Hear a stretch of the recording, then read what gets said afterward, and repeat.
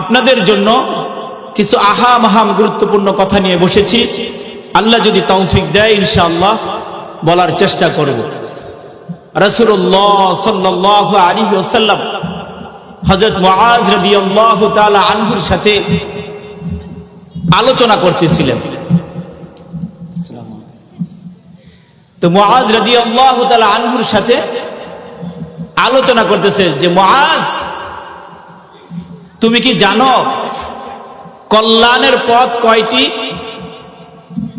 ভাই, রাসূলুল্লাহ সাল্লাল্লাহু আলাইহি ওয়াসাল্লাম মুআজ রাদিয়াল্লাহু তাআলা আনহুর সাথে যে আলাপ করতেছিলেন, শুধু কি মুআজ রাদিয়াল্লাহু তাআলা আনহুর জন্য না, আমাদের জন্য, আমাদের সকল উম্মতের জন্য। কি বলেন? আমাদের সকল উম্মতের জন্য রাসূলুল্লাহ সাল্লাল্লাহু আলাইহি ওয়াসাল্লাম সাহাবায়ে কিরামদেরকে আমল শিখাতেন, যাতে আমরা সেখান থেকে আমল করতে পারি। এই জন্যই তো বলা হয়েছে যে উম্মতের মধ্যে ৭৩টা দল হবে। কয়টা দল হবে? ৭৩টা দল হবে। একটা দল জান্নাতে যাবে। সেই দলটার নাম কি? মা আনা আলাইহি ওয়া আসহাবি, যে আমি মুহাম্মদকে মানবে এবং আমার সাহাবায়ে কিরামদেরকে সত্যের মাপকাঠি মানবে। কেউ যদি সাহাবায়ে কিরামদেরকে নিয়ে কানাঘুষা করে, কটূক্তি করে, বুঝতে হবে তার ঈমানের মধ্যে দুর্বলতা আছে। কি বলেন? কেউ যদি রাসূলুল্লাহ সাল্লাল্লাহু আলাইহি ওয়াসাল্লামের ব্যক্তিত্ব নিয়ে কটূক্তি করে, মন্তব্য করে, বুঝতে হবে তার ঈমানের মধ্যে ঘাটতি আছে। কি বলেন?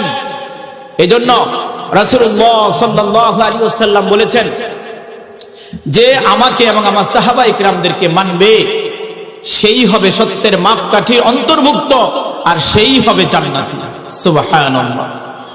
তাহলে রাসূলুল্লাহ সাল্লাল্লাহু আলাইহি ওয়াসাল্লাম হযরত মুআজ রাদিয়াল্লাহু তাআলা আনহুকে বলতেছেন যে কল্যাণের মাপকাঠি হলো ৩টা।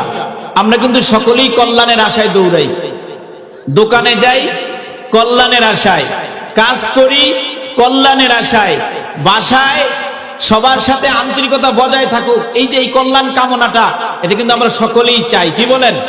এই সমস্ত কল্যাণের যেই পথ, তা হলো ৩টা। কয়টা? কল্যাণের পথ কয়টা? আমি বলছি, নবীজি বলতেছে। কে বলতেছে? কাকে? মুআজ রাদিয়াল্লাহু তাআলা আনহুকে বলতেছে। কল্যাণের পথ কয়টা? ৩টা। ১ নম্বর রোজা। ১ নম্বরে কি? রোজা রাখতে হবে। যদি আমরা বেশি বেশি রোজা রাখতে পারি, প্রতি সোমবার, প্রতি বৃহস্পতিবার, সাল্লাম বলতেছেন, কেহ যদি আমার কোনো বান্দা যদি